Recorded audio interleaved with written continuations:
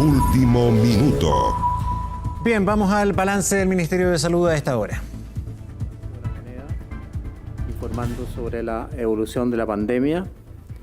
Agradecemos a los canales de televisión y a las radios asociadas a Archi y no Archi, a los canales regionales y, como siempre, a nuestro equipo técnico de la Casa de Moneda. Tenemos como invitada estelar a la ministra de Transporte y Telecomunicaciones, la señora Gloria Huth.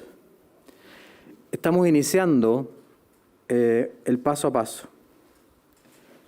Y en 9 comunas de Santiago y 3 comunas regionales, en 9 comunas de Santiago, y en 3 comunas regionales, en 3 regiones, hemos iniciado el desconfinamiento.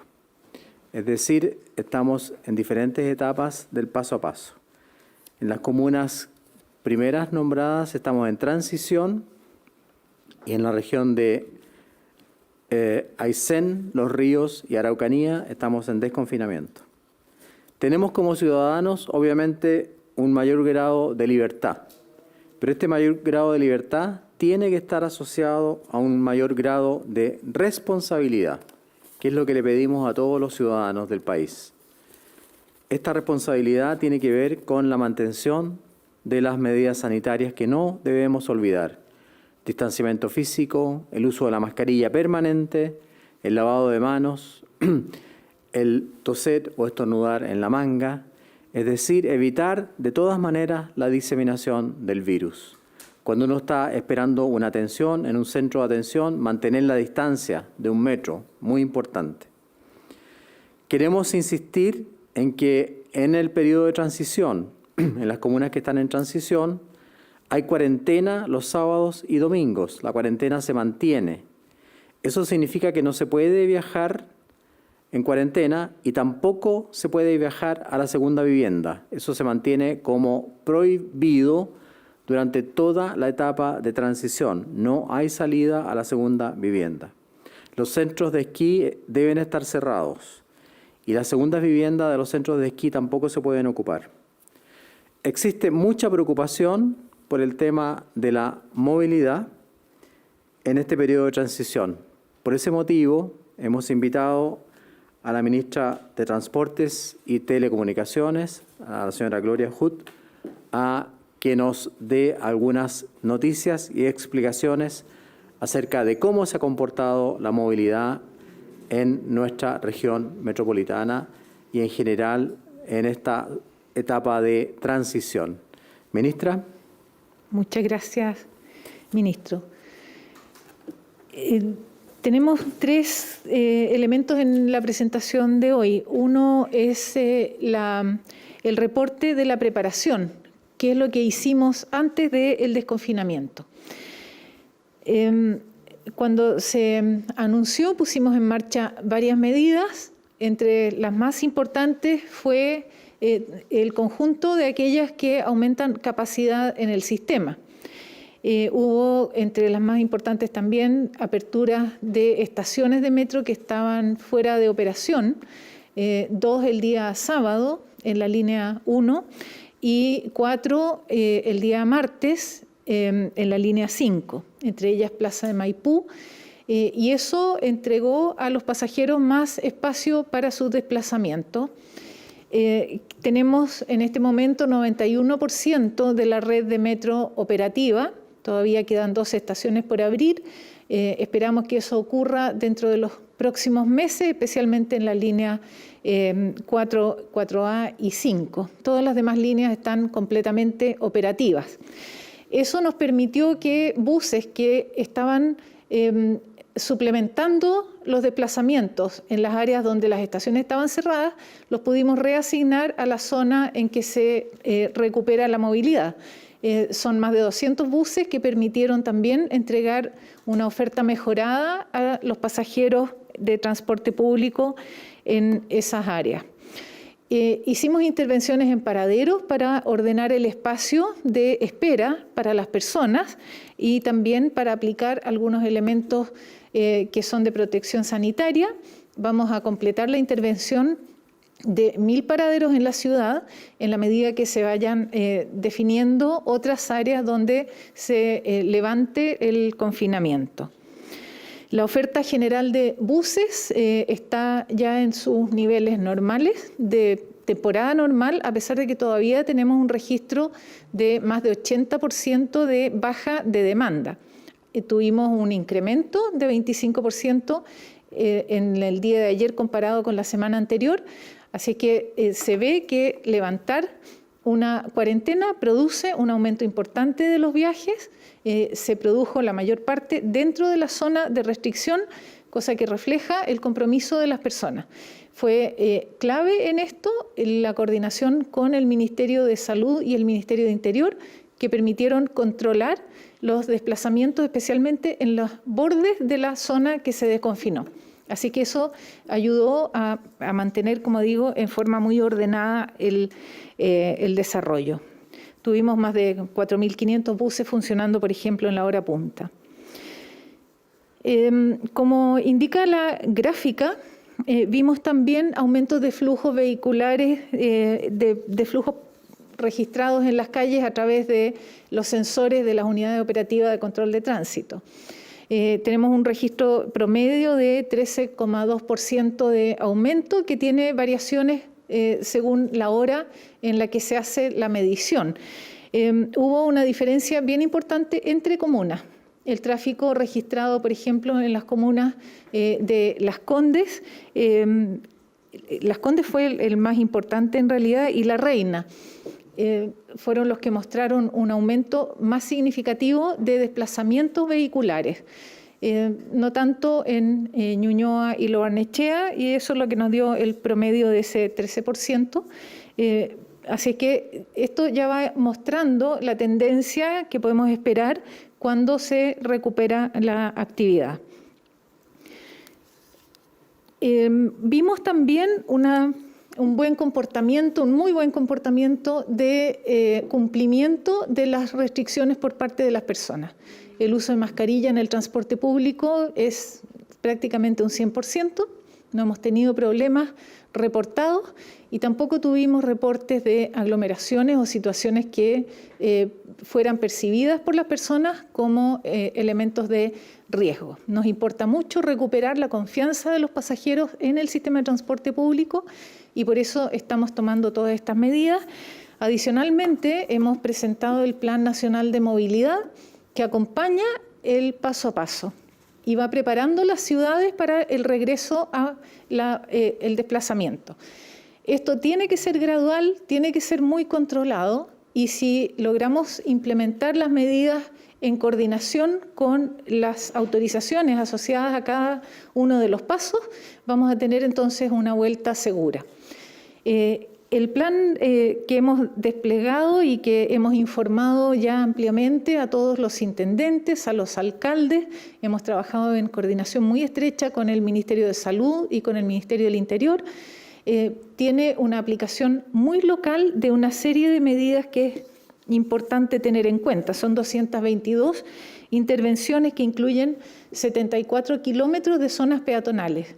Es muy importante que usemos la ciudad de una manera distinta para esta vuelta, que el espacio público lo pongamos a disposición de las personas, más que de los vehículos. La prioridad es transporte público y personas, modos no motorizados. Así que también incluye nuestro plan 180 kilómetros de ciclovías que se van a activar en forma temporal. Muchas de ellas es posible que queden después permanentes. Va a haber un tiempo en que vamos a necesitar usar la ciudad con este tipo de modos. Va a haber intervenciones en los cruces, en 48 cruces, que se reformatean. Hay cruces diagonales o también duplicación de los cruces de las líneas de atravieso, de manera que se pueda dirigir el sentido de circulación y se eviten topes entre las personas. En la misma forma estamos interviniendo semáforos, más de 800 semáforos a nivel nacional en todos los lugares donde tenemos unidades operativas de control de tránsito para regular los tiempos de verde peatonal. si nosotros damos más verde peatonal, más personas pueden cruzar y se acumulan menos en las esquinas. Son medidas que nos permiten reducir la probabilidad de estar en contacto con otras personas. Una de las medidas más importantes que incluye el plan y que ya está siendo desplegada en este momento es la definición de 150 kilómetros de pistas dedicadas a buses, de las cuales 100 están definidas en la región metropolitana. Al tener una vialidad dedicada para los buses, también aumentamos la velocidad de circulación y con eso reducimos el tiempo de exposición de las personas. Y al mismo tiempo, la flota nos permite movilizar a las personas con más eficiencia y disponer de más espacio. Esta medida también ha probado ser muy eficaz y está siendo implementada, como digo, en la región metropolitana y también en el resto de las regiones. Estamos usando otros mecanismos como mensajería variable, como la señalización que tienen los propios buses y algunas prioridades de semáforos que permiten también favorecer la circulación del transporte público. Hay además medidas que están adoptadas con las cámaras de control. Tenemos cámaras que revisan el estado en que están funcionando los sistemas, algunas cámaras conectadas a la Unidad Operativa de Control de Tránsito, otras a nuestras áreas de fiscalización, otras que son propias del sistema de transporte público. Todo eso nos ayuda también a detectar puntos donde pudiera haber conflictos. La propia aplicación red incluye desde ahora una posibilidad de reportar puntos de congestión.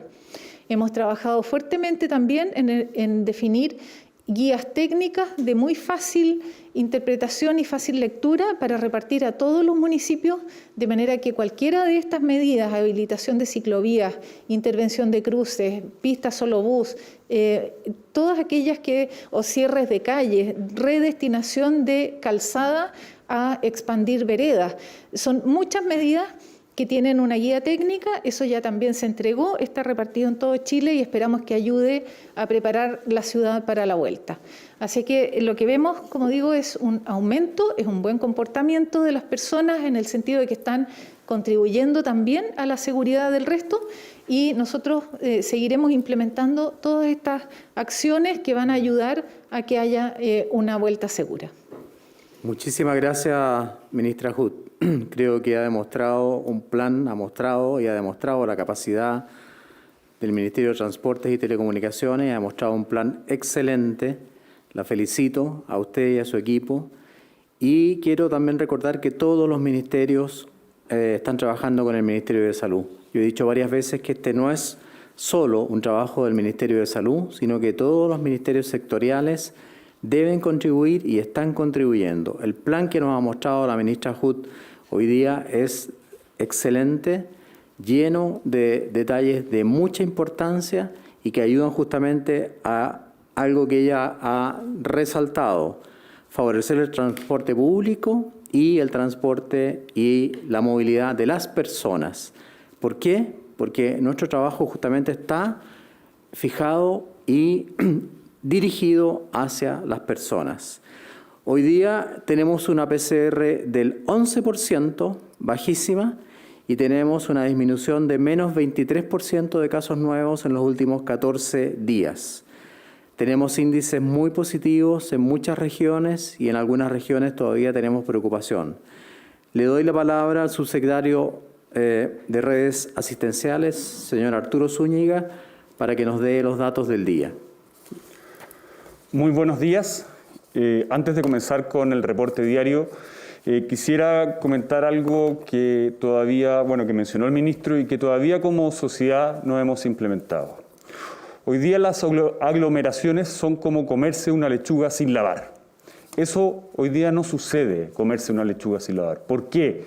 Porque a principios de los 90 tuvimos una enfermedad muy grave, que es el cólera. Y a todos nos enseñaron en que cada vez que íbamos a comer una lechuga había que lavarla previamente para evitar una enfermedad. tenemos que actuar de la misma forma con el coronavirus. Si no tomamos las medidas del uso permanente de mascarillas, tapándonos incluso la nariz como corresponde, si no tomamos las medidas del lavado frecuente de manos cada vez que llegamos a nuestro hogar, si no respetamos el distanciamiento físico y evitamos las aglomeraciones, va a ser muy difícil que podamos recuperar todas nuestras libertades. Y es lo mismo que pasó con el cólera hace 30 años atrás. Tenemos que aprender una forma de vivir de esta nueva etapa de coronavirus. La situación en nuestro país de los casos reportados es la siguiente. Tenemos 1.773 casos positivos de coronavirus, de los cuales 1.294 son personas sintomáticas. Con esto acumulamos 351.575 contagios a nivel país, de los cuales una gran parte, 324.557, ya se han recuperado. En cuanto a las personas fallecidas, de acuerdo a los decesos informados por el Departamento de Estadísticas e Información de Salud del Ministerio de Salud, durante las últimas 24 horas se informaron 38 personas fallecidas, acumulando 9.278 en el país. En cuanto a la cantidad de pacientes que se encuentran hospitalizados en unidades de cuidados intensivos, las cifras siguen descendiendo. Son 1.485 personas las que se encuentran hospitalizadas al día de hoy y de estas 228 se encuentran en estado crítico. Con esto ya son 512 los ventiladores que tenemos disponibles para poder atender sobre todo a los pacientes, a las personas de las regiones del norte de nuestro país, en donde los contagios siguen subiendo y necesitamos obviamente poder disponer de una cama para cada uno de ellos. En cuanto a la red de laboratorios, ayer se informaron los resultados de 17.130 exámenes por PCR, alcanzando ya la suma de 1.580.823 exámenes. Finalmente, en cuanto a las residencias sanitarias, que insisto, son financiadas totalmente por el Ministerio de Salud, ya disponemos de 157 recintos de hospedaje, con 10.803 cupos, especialmente destinados para las personas que no pueden realizar una cuarentena de forma efectiva en su hogar. Es decir, personas que puedan tener un espacio pequeño en donde no puedan separar a una persona contagiada o una persona que viva con adultos mayores o con enfermos crónicos, que son grupos de riesgo a los cuales tenemos que cuidar con mayor rigidez. Para poder contactarse con una residencia sanitaria, las personas pueden llamar al teléfono 800-726-666. Eso es todo en cuanto a la cuenta del día de hoy. Muchas gracias, subsecretario. Destacar que por segundo día consecutivo tenemos menos de 2.000 casos nuevos y afortunadamente también la cifra de fallecidos, y envío las condolencias a todas las familias, va en disminución. Pasamos a las preguntas. Primera pregunta.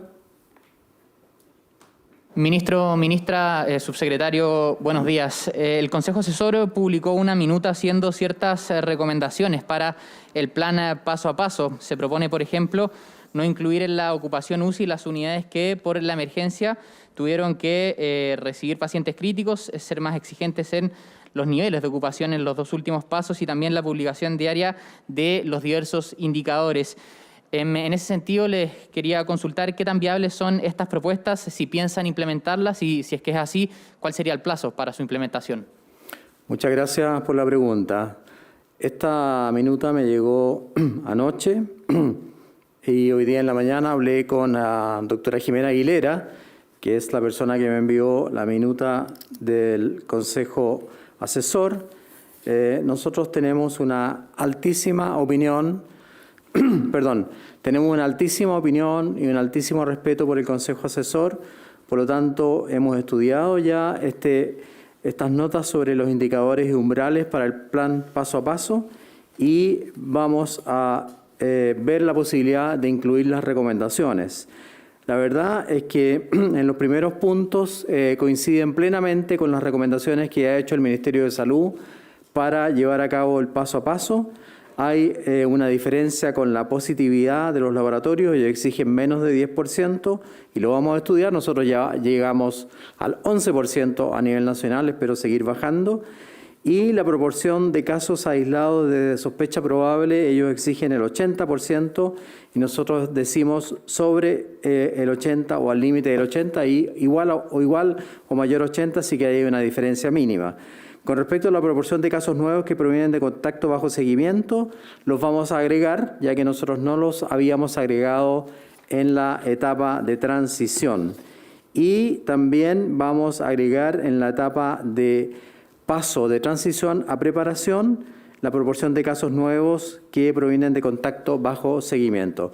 Es decir, las preocupaciones del Comité Asesor o Consejo Asesor COVID-19 son plenamente correctas y atendibles y vamos a hacer todo el esfuerzo para cumplirlas, pero necesitamos del esfuerzo de la población y obviamente seguir trabajando como lo han hecho siempre, trabajando también los trabajadores de la salud. Muchas gracias.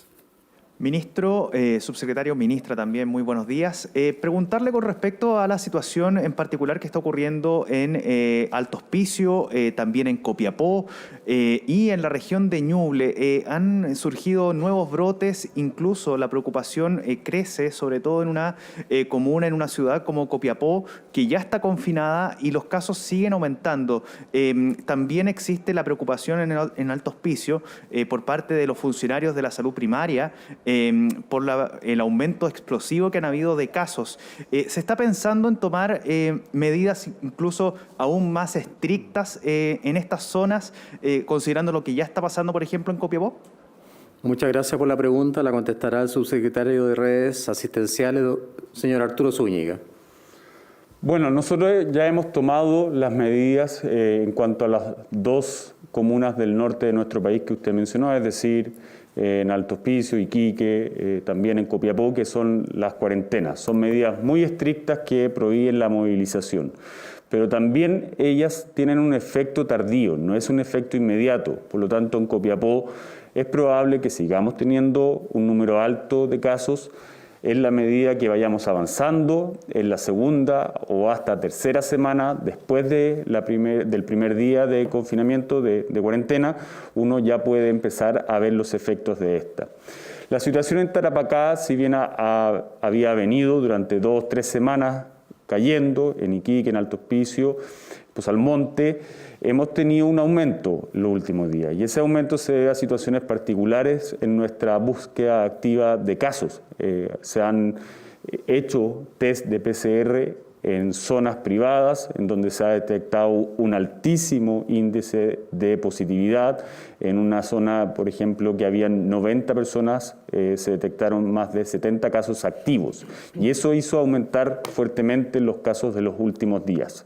Afortunadamente, y intencionalmente esos casos son asintomáticos, por lo tanto no requieren de hospitalización y lo que hemos visto es que en el hospital de Iquique ha habido un descenso en la cantidad de pacientes hospitalizados en las unidades de cuidados intensivos y es por eso que durante estos días vamos a ver un aumento en esta búsqueda activa de casos en la región de Tarapacá que van a tener una implicancia mejor en el futuro. Es decir, cuando nosotros detectamos a estos casos asintomáticos previamente, los logramos contener, encapsular y evitar que sigan contagiando a otras personas que podrían necesitar de una cama de cuidados intensivos. Por lo tanto, la situación la estamos controlando, la estamos observando diariamente y si es necesario realizar más acciones, vamos a aplicar todas las medidas que sean necesarias. Muchas gracias, subsecretario.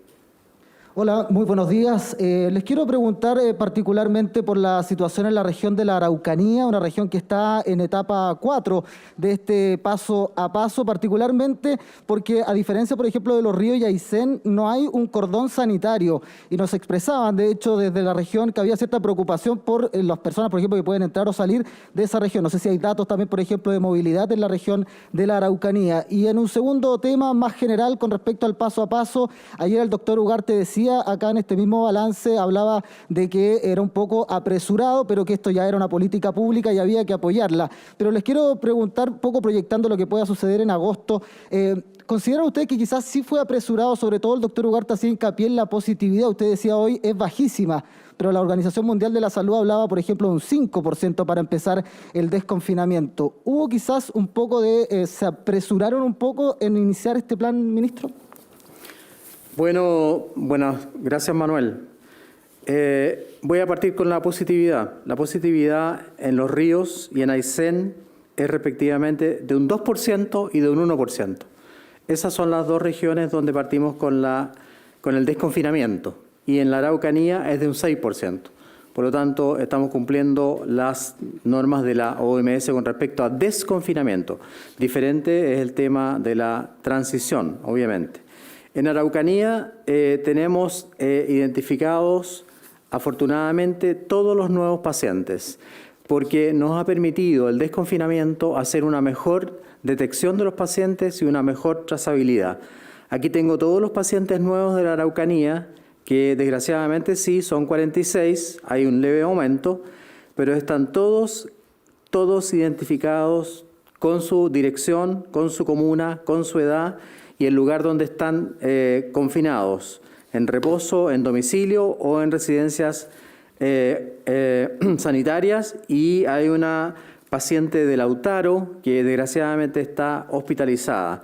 Es decir, tenemos totalmente controlados los casos investigados y hay 2 que están en investigación, pero no con respecto a su ubicación, estando en domicilio, sino que para detectar cuál fue la vía de transmisión, si fue transmisión comunitaria o a través de un caso confirmado.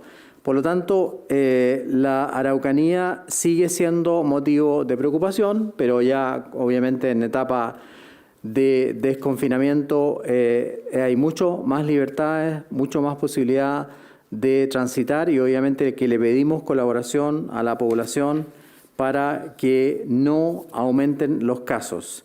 En la Araucanía, además, el promedio de positividad en los últimos 7 días, es del 5%, o sea, es muy baja. Por lo tanto, yo creo que cuando uno anuncia estas medidas, las hace en base a criterios objetivos, científicos, cumpliendo con las normas. Si el invitado de ayer no estaba de acuerdo, justamente lo invitamos porque nosotros respetamos las opiniones divergentes. Pero lo que el doctor reconoció es que cuando la autoridad sanitaria, y eso yo creo que es lo que les cuesta entender a algunas personas, cuando la autoridad sanitaria toma una decisión hay que respetarla. Si nosotros tenemos que volver atrás, Manuel, volveremos atrás. Los rebrotes han ocurrido en todo el mundo y estamos dispuestos y atentos a volver atrás. Por eso es que el número de camas intensivos no se va a disminuir, se va a mantener muy alta y es otro de los factores que tomamos en cuenta. Ministro, quedó pendiente lo de los cordones sanitarios en la Araucanía. ¿Está considerado en el plan? Por supuesto que sí. Hay un funcionario o una persona que viva en un lugar donde hay cuarentena o no está en la misma etapa, o sea, no está en desconfinamiento, no puede ingresar a una zona de desconfinamiento. Requiere, si es necesario, por ejemplo, por motivos de salud, recordemos que en Temuco es un hospital muy complejo que tiene que atender pacientes de lugares menos complejos. Si requiere una atención de salud no se la podemos negar, pero tiene que tener un permiso especial para desplazarse de áreas de diferente grado de paso a paso. Muchas gracias. Siguiente pregunta. Buenas tardes ya a esta hora, ministros, subsecretario. ¿En qué parte del plan paso a paso, en qué etapa se está pensando en flexibilizar los viajes, pensando también en la reactivación del turismo y en ese sentido también si es que se está trabajando en un protocolo para poder realizar viajes aéreos? Por ejemplo, algunos señalan que es más fácil viajar a Miami que al sur de Chile. ¿Qué protocolos estarían trabajando en este sentido? Muchas gracias por la pregunta. La contestará nuestra ministra de Transporte y Telecomunicaciones, Gloria Hutt. Gracias, ministro. Efectivamente, estamos trabajando y ya hay propuestas de protocolos para los viajes interurbanos. Hay medidas que están en aplicación, por ejemplo, el pasaporte sanitario aplica tanto para el transporte aéreo como para el transporte terrestre, y el pasaporte para las personas y también para los vehículos.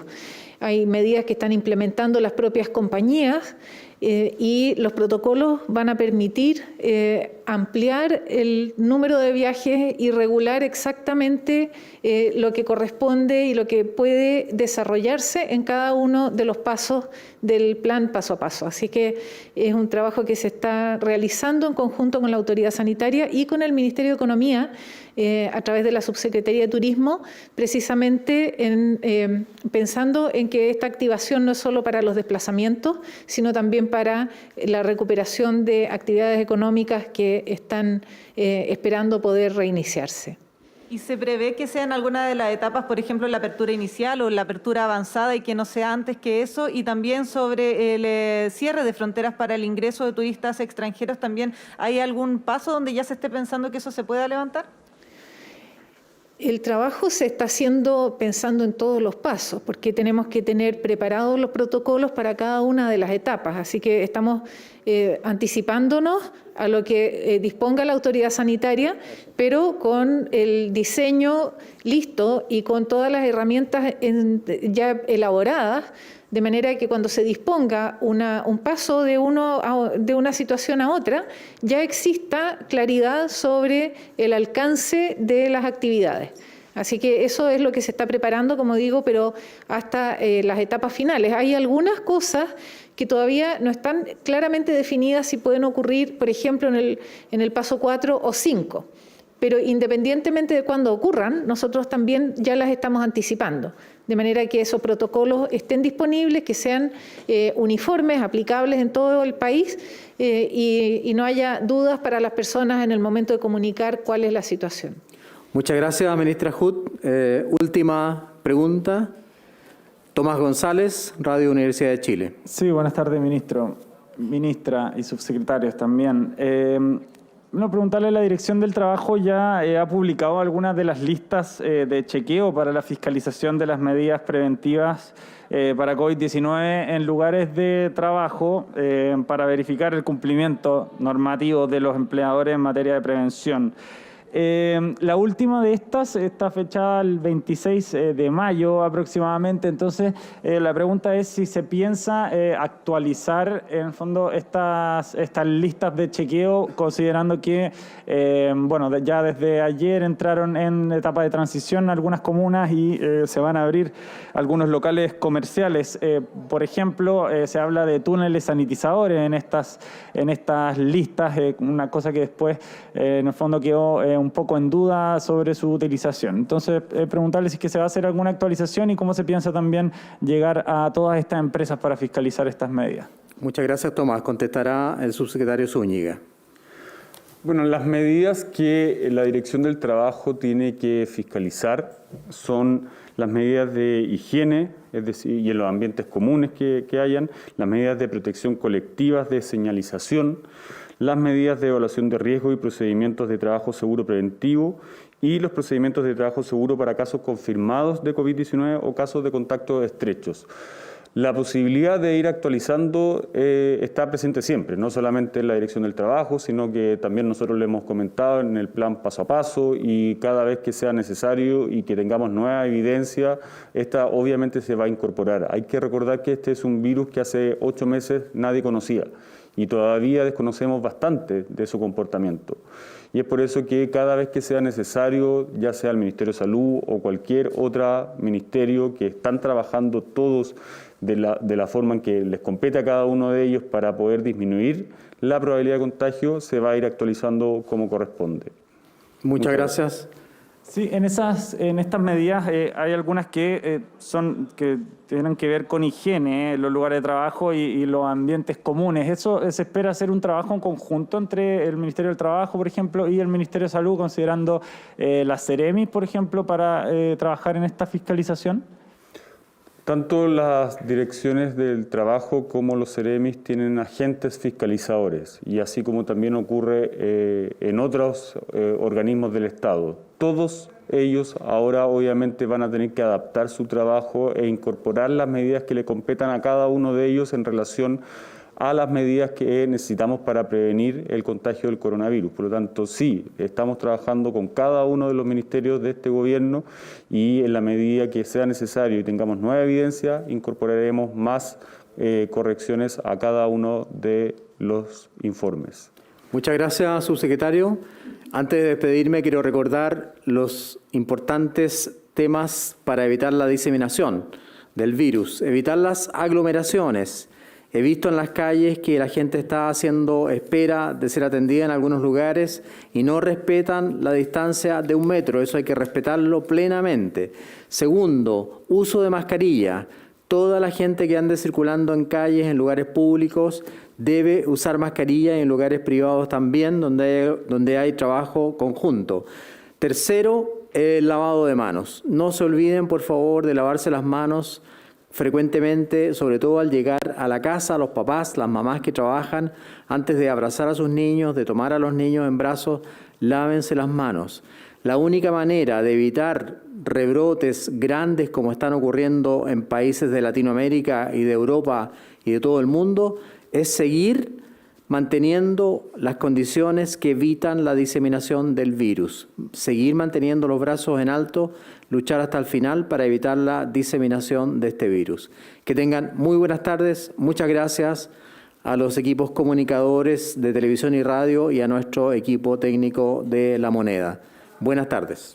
Bien, ahí está el reporte del Ministerio de Salud entonces de esta jornada y queremos, como siempre, poder analizarlo, evaluar en qué pie estamos respecto al coronavirus. Estamos en contacto